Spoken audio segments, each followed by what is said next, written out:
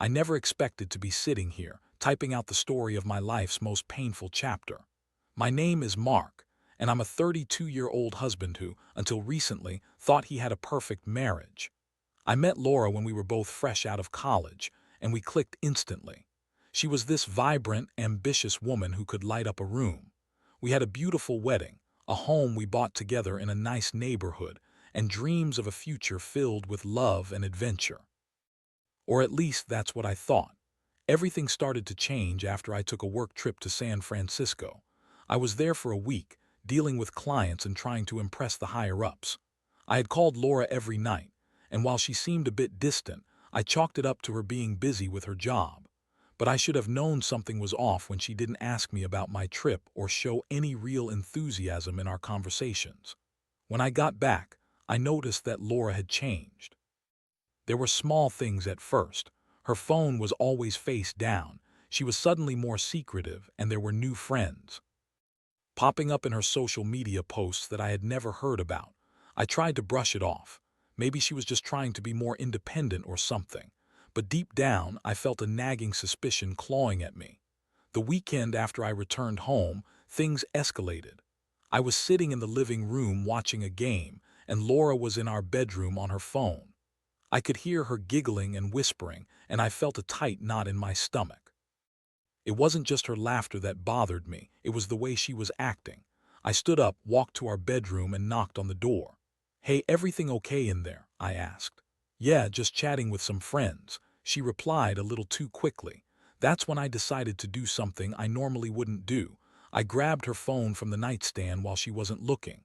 The screen lit up and I saw several messages popping up. My heart raced as I scanned through them. It only took a few seconds before I found it. A string of flirty texts between Laura and some guy named Ryan. They were talking about meeting up, talking about how much fun they had the last time they were together, and at that moment the floor dropped out from under me. How could she do this? I felt rage boiling inside me and I knew I had to confront her. I shoved the phone into my pocket and walked back into the living room. "Laura, we need to talk," I said, trying to keep my voice steady. She walked in, looking a bit confused. "About what?" I pulled her phone out and showed her the evidence. "Care to explain why you're texting Ryan like this?" I asked, my voice filled with disbelief. Her face paled, and for a moment I saw genuine fear in her eyes.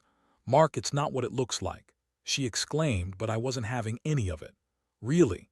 Because it looks like you're cheating on me," I shot back, feeling tears prick at my eyes.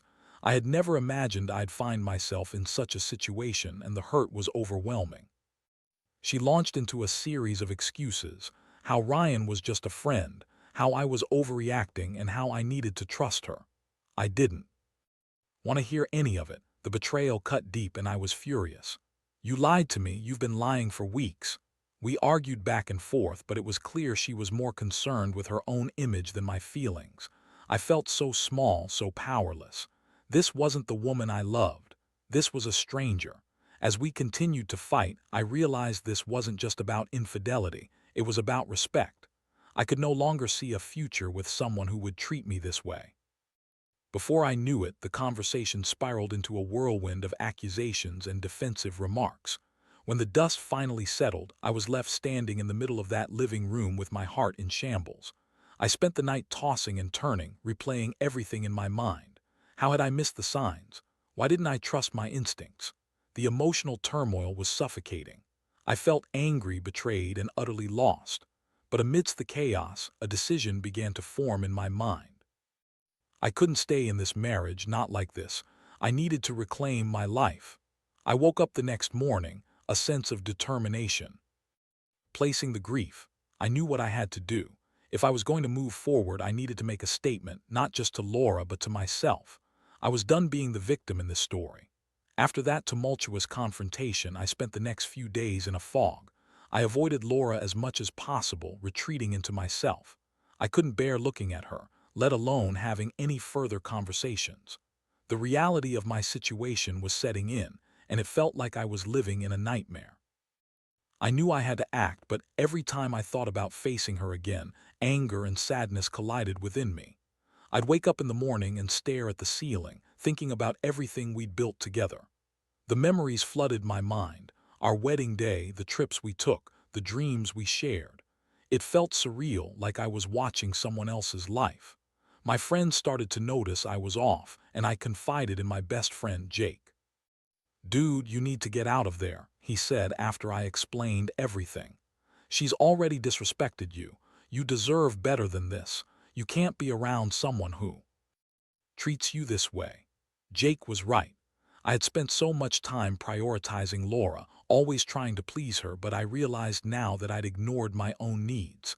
As the days rolled by, I began to formulate my plan. I wanted to leave her with nothing, no reminders of our life together, no furniture, nothing. It was extreme, sure, but I felt like it was the only way to assert my own worth after everything I'd been through.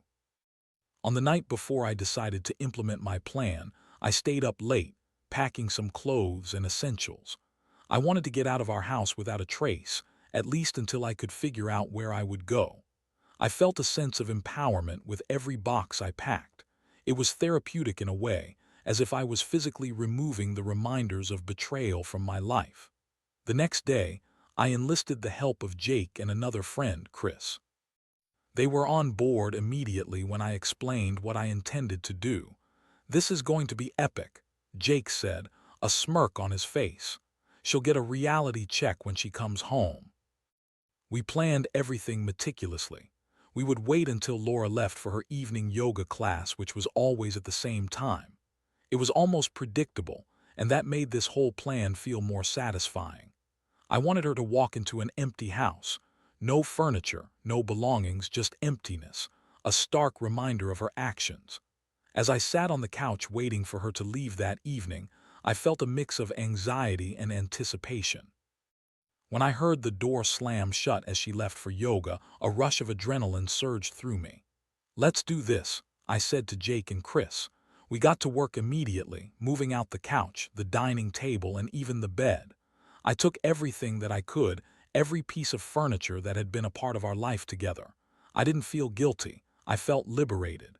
Each piece we loaded into the truck felt like a small victory. In the midst of our chaos, I found myself laughing at the absurdity of it all. It was like I was in a dark comedy where I was the protagonist finally taking back control. I made sure to leave a single chair in the living room facing the wall. It felt symbolic, like a lonely reminder of what she had lost. When we finished, we left the house as it was, bare and void of any remnants of a life we once shared. I took a moment to stand outside and look back at the house. I felt a strange sense of closure wash over me. I wasn't just leaving Laura. I was leaving behind the hurt and betrayal. After everything was loaded up, Jake drove to his apartment where I would temporarily stay. I sat in the passenger seat, staring out the window, feeling a mix of emotions roll over me. I had done it. I had taken a stand for myself. As soon as we got to Jake's place, we unloaded my things. I didn't have much, just a suitcase of clothes and essentials, but it felt like a fresh start. My phone buzzed and I saw it was Laura calling. I didn't answer. Instead, I turned my phone off and let out a long breath. That night, as I lay on the couch in Jake's living room, I felt an unexpected sense of peace. I finally had time to think without Laura's presence looming over me. I reflected on what had happened and how I got to this point. I realized that ultimately this was about more than just revenge. It was about reclaiming my own dignity. I drifted to sleep, thinking about what I had learned so far. Trust is fragile, and sometimes it only takes one betrayal to shatter a relationship. I knew there were more challenges ahead, but in that moment I felt ready to face them. The next few days were a whirlwind of emotions. I didn't hear from Laura after I left her home empty. I thought for sure she would have tried to reach out, but it was eerily quiet. I expected her to be furious, to blame me for everything, but she was silent. Maybe it was denial. Maybe she was shocked. Either way, I was grateful for the peace that came with not having to deal with her immediate reactions. Jake was supportive, as always. We spent a lot of time watching movies and talking about everything. I needed that distraction. He kept reminding me that I did the right thing. "You freed yourself from a toxic situation, man," he'd say, patting me on the back. But then on the third day she finally texted me. The message was straightforward: "We need to talk." My heart raced as I read it. I had anticipated this moment but was still caught off guard. I didn't reply immediately. I wanted to process what I felt. Anger, confusion, relief, all of the above. When I finally did respond, I told her that I wasn't ready to talk just yet. I wanted to be in a place where I could confront her without getting emotional. I needed clarity before I could handle any explanation she had to offer. That night, I lay in bed at Jake, staring at the ceiling. I thought about the life I left behind and what I really wanted now. The betrayal stung, but as I turned it over in my mind, I started to feel something else, a sense of empowerment. I realized I had the opportunity to redefine my life without her. A few days later, I finally agreed to meet with Laura. We chose a coffee shop halfway between Jake's apartment and our old home. Walking in, I felt a knot in my stomach. I had no idea what to expect. Would she try to manipulate me again? Would she show remorse? My mind raced as I sat down, ordering a black coffee to keep my nerves in check. When she walked in, I barely recognized her. She looked different, pulled together but frazzled at the same time. She wore a tight-fitting dress that I knew she had bought for our anniversary, which had been just weeks prior. She looked as if she was trying to put on a brave face, but I could see the cracks beneath the surface. "Mark," she said softly, taking a seat across from me. I could see the hurt in her eyes, but honestly, I didn't feel sorry for her. "I can't believe you actually took everything. Why would you do that?" "Because you cheated on me, Laura," I replied, keeping my tone steady. "You left me no choice. I couldn't stay there pretending everything was fine when it clearly was." Her face flushed as she looked down at her coffee. "I made a mistake," she whispered, her voice barely audible. "I was lonely while you were away. Ryan was just someone I do. No, I never meant for it to happen." I wanted to roll my eyes. This was the same old story I had heard countless times. "You don't get to play the victim here. You made a choice, Laura. You chose to betray me while I was working hard to provide for us." I shot back, feeling the anger surge in my chest. She looked up, her eyes glistening with tears. I know, I'm sorry. I didn't think it would go this far. I thought it was just flirting." "Flirting? You were texting him about meeting up. That's not just flirting." I felt my voice rising as I spoke. "You're trying to downplay what you did, and it's not okay." Laura took a deep breath, her expression shifting from sadness to irritation. "You don't have to be so harsh. I'm trying to apologize here." I leaned back in my chair, crossing my arms. Apologies don't mean much when they're followed by excuses. You can't just say you're sorry and expect me to forget what happened. She sighed, rubbing her temples. "What do you want from me, Mark? I'm trying to explain myself. I want honesty. I want to understand why this happened. Was it something I did? Did I not pay enough attention to you? Should I have known?" Every question felt like a stab, but I needed to know. "No, it was you," she exclaimed, her voice rising. "It was me. I got caught up in everything, and I let my insecurities get the better of me. I didn't mean for it to happen. I thought I was stronger than that." I shook my head, trying to process everything. "So, what now? You want to fix this? You think we can just go back to how things were?" Laura paused, and for a moment I saw a glimmer of hope in her eyes. "I want us to work on this. I love you, Mark. I want to make things right." Her words hung in the air, and I felt a wave of conflicting emotions crash over me. Could I really forget everything? Could I trust her again? But then I remembered the empty house I left behind, the finality of it all. I thought of how I had taken a stand for myself, and how empowering it felt. "I don't think we can go back," I finally said. "Too much has happened, and I don't know if I can trust you again." The hurt in her eyes returned, and my heart broke a little. But deep down, I knew I was making the right choice. This wasn't just about Laura. It was about me reclaiming my life and my dignity. As the conversation continued, I realized I had to be firm. I needed to convey my boundaries and let her know that I wasn't going to be a backup plan. I didn't owe her anything, and it was time for me to move forward, with or without her. After that coffee meeting, I felt a mix of relief and confusion. It was clear that Laura was still reaching for something we had lost, but I was adamant about not letting her manipulate me again. I had seen the way she could twist the narrative to fit her needs, and I wasn't about to fall into that trap again. It took a couple of days for me to process everything that had happened. I had made the decision not to go back to our life together, but the lingering emotions kept swirling in my mind. I found myself thinking about how things had turned out and what it meant for my future. Was I truly ready to be done with her? Or was I just reacting out of anger? Jake was my rock during this time. He could sense my turmoil and urge me to keep focusing on myself. "You've got to take care of you right now, man. You've been through enough," he said, encouraging me to think about what I wanted instead of getting lost in the past. I started to explore new hobbies, focusing on my own interests. I joined a local gym and began running every morning. Working out became my outlet, a way to channel my anger and sadness into something productive. I felt stronger, both physically and mentally, as I pushed through my workouts. But just as I felt I was turning a corner, Laura texted me again. It was the third time she'd reached out and I had ignored her messages. This time, it was different. She said she wanted to meet again, insisting that she had been doing a lot of thinking and was ready to show me that she could change. This time, my gut instinct screamed at me. I didn't want to meet. I didn't want to give her the opportunity to pull me back into the emotional turmoil I had just started to escape. Instead, I decided to respond with a firm yet polite message. "Laura, I think it's best if we go our separate ways. I need to focus on my own healing right now." I felt a sense of closure as I hit send. It was a small step, but it felt monumental. I had taken control of my narrative, and that was a win for me. The next couple of weeks were a blur of self-discovery. I started to rebuild my life, finding joy in the small things. I began to reconnect with friends I had neglected during my marriage, rediscovering the camaraderie and laughter that had been absent for so long. We went out for drinks, played video games, and spent time outdoors. I felt lighter, as if a heavy weight was slowly lifting off my shoulders. But then, one evening, just as I settled in for a quiet night at Jake's, I received a call. From an unknown number, my heart sank as I answered it, fearing it was Laura once more. "Hi Mark, it's Ryan," a man's voice said on the other end. "Who?" I asked, my heart racing. "Ryan, Laura's friend," he clarified. Suddenly, I felt a rush of anger and confusion. "What do you want?"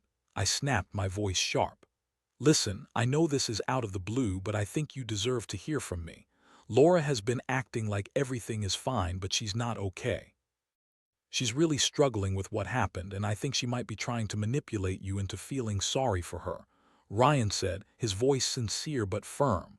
I took a deep breath, my mind racing. I had suspected that she would try to spin things in her favor again. "Why are you telling me this?" I asked. "Because I'm not proud of what happened. I didn't mean to get involved with her while she was married, but she came to me when you were gone and it just spiraled," he confessed. "I never wanted to hurt you or Laura, but the truth is, she needs to face the consequences of her actions, and you deserve to know the truth." I felt a whirlwind of emotions as I listened to Ryan. It was infuriating to hear him talk about my wife like that, but part of me appreciated his honesty. "So, what are you saying, that I should forgive her?" I asked, feeling the tension rise. "No, I'm saying you should know what she's really going through," he replied. "She's not just sad about losing you, she's grappling with guilt and regret for what she did. I think she's trying to cope in unhealthy ways. I just wanted you to know that I never meant to come between you two." I hung up the phone feeling shaken. I had never imagined I'd be having a conversation with the guy who had betrayed my trust, but hearing it from him somehow solidified my decision. Laura wasn't just a victim of circumstances.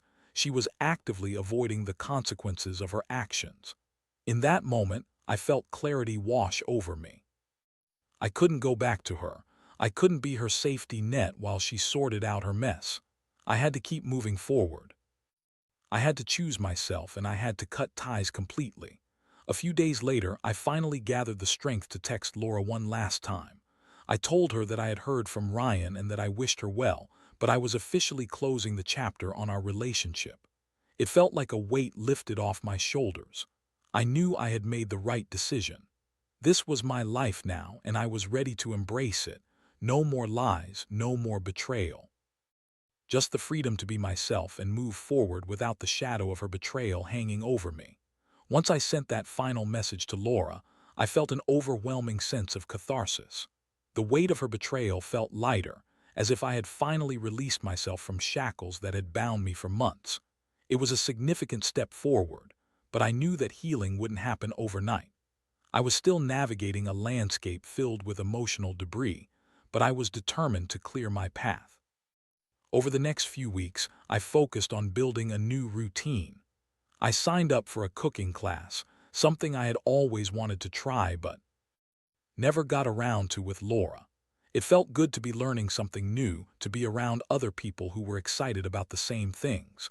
I even started dating again, cautiously dipping my toes into the world of online dating. It was both thrilling and terrifying, but I was ready to see what else was out there. I matched with a girl named Sarah. She was funny and charming, and our conversations flowed easily. We finally decided to meet for coffee one afternoon, and I was pleasantly surprised by how much we clicked. We shared a laugh over our mutual love for terrible puns and quickly fell into a comfortable rhythm. For the first time in a long while, I felt a spark of joy. As we chatted, I found myself opening up about my past without diving too deep into the details. I mentioned I had recently come out of a difficult relationship and was focused on self-discovery. Sarah was understanding and supportive, and it felt nice to share my experiences with someone new. However, I would be lying if I said I didn't have moments of doubt. While I was enjoying my time with Sarah, there were still flashes of pain from my past. I had to remind myself that not all women were like Laura. I was determined not to project my previous experiences onto someone who hadn't caused me any harm. Simultaneously, I kept in touch with Jake and Chris, who continued to provide me with that much-needed support. Jake often encouraged me to keep moving forward and to not let the ghost of my marriage haunt me. "You're doing great, man," he would say. "Just keep being you." A few weeks passed, and I felt like I was genuinely starting to heal. I was rediscovering who I was outside of my marriage, and it was liberating. I was learning to appreciate my own company and to enjoy the little things in life that I had once overlooked. Then one evening, as I was scrolling through social media, I came across a post that made my heart sink. It was Laura, smiling and posing at a bar with friends. Below the photo, she had tagged Ryan and they looked cozy together. My stomach twisted into knots. I felt the familiar pang of betrayal rise up again. For a moment I was flooded with anger. How could she move on so quickly? But then just as quickly I reminded myself that this was her choice. She had made her bed and now she was lying in it. I took a deep breath, letting it out slowly as I reminded myself I wasn't responsible for her happiness anymore. I had to focus on myself. I turned off my phone and decided to go for a run. The rhythm of my feet hitting the pavement grounded me, and with each step, I released the tension that was bubbling inside. I couldn't control what Laura did anymore, and honestly, I didn't want to. After my run, I felt more centered. I knew that healing was a process, and while there would be triggers along the way, I was committed to moving forward instead of dwelling in the past. That weekend, I met up with Sarah again, and we decided to go to a local festival. The atmosphere was vibrant, with food trucks, music, and laughter all around us. I found myself genuinely enjoying her company, and the connection we shared deepened as the evening progressed. We talked, joked, and even danced a little, and I felt a warmth in my chest that I hadn't felt in years. As we sat on a bench sharing a funnel cake, I realized just how far I had come. I was no longer that heartbroken husband living in the shadow of betrayal. I was Mark, the guy who was finding joy again, who was learning to love life and himself. The past had shaped me, yes, but it did not define me. Later that night, as we walked back to the car, Sarah turned to me and smiled. "I know this is a lot to ask, but I appreciate that you're being open about your past. I think it's brave." Her words struck a chord. It felt good to be seen, not just as a man recovering from heartbreak, but as someone who was ready to embrace new possibilities. I realized that healing didn't mean forgetting. It meant learning and growing from the experiences that had shaped me. As we parted ways, I walked back to my apartment feeling a renewed sense of hope. I was ready to keep moving forward with or without Laura. I had learned that I didn't need someone else to complete me. I was whole on my own. The next day, I decided to take some time to reflect on the lessons I had learned through this journey. I wrote down a few thoughts in a journal, focusing on my growth and the path ahead. There was strength in vulnerability, and I had survived the storm. I knew that life would continue to throw challenges my way, but I was ready. I was ready to face them head on, to embrace the uncertainty, and to keep building the life I wanted. As I continued to navigate my new life, I found myself settling into a rhythm. I immersed myself in work, poured my energy into fitness, and cultivated deeper connections with friends. Each day felt like a small victory, a reminder that I had survived one of the toughest experiences of my life. Then, Sarah and I began to get serious. We started going on adventures together, exploring hiking trails, cooking dinners, and even taking short weekend trips. She brought a lightness into my life that I hadn't realized I was missing. I was able to appreciate the simple joys again, the laughter, the shared moments, the warmth of companionship. One night, as we sat on my couch, binge-watching a series, she turned to me, her expression serious. "Mark, can I ask you something?" she said, hesitating slightly. "Of course," I replied, curious about where this was headed. "Do you still think about your ex, I mean about Laura?" I took a moment to gather my thoughts. Honestly, sometimes. It was a huge part of my life, and I think about the lessons I learned. But I'm not stuck in that past anymore. I've moved on, and I'm really happy with where I'm at now. Sarah smiled, relief washing over her face. "That's good to hear. I want to support you, but I also want to make sure you're okay. I care about you." Her words struck a chord, and I felt a wave of gratitude wash over me. "I appreciate that, Sarah. I really do. It's refreshing to be with someone who understands the importance of moving forward." Spring turned into summer, and I felt a renewed sense of purpose. I started volunteering at a local community center, helping at-risk youth with sports and mentorship. It became a passion of mine, giving me fulfillment beyond just my personal life. I felt like I was making a positive impact, and it helped me rediscover my own strength. Then one evening, as I was walking home from the community center, I received a call from an unknown number. My heart raced. I hesitated for a moment before answering, wondering if it was Laura again. "Hey, Mark, it's Ryan," the voice said. I took a deep breath, trying to keep my emotions in check. "What's up?" "I just wanted to reach out and let you know that Laura's been trying to get her life back on track." "I thought you deserved to hear it from me," he said. "She's been going to therapy and trying to get a grip on her life after everything that happened." I wasn't sure how to feel. Part of me wanted to ask what she'd said about me, but I quickly squashed that thought. This was her journey, not mine. "Thanks for letting me know," I replied, keeping my tone neutral.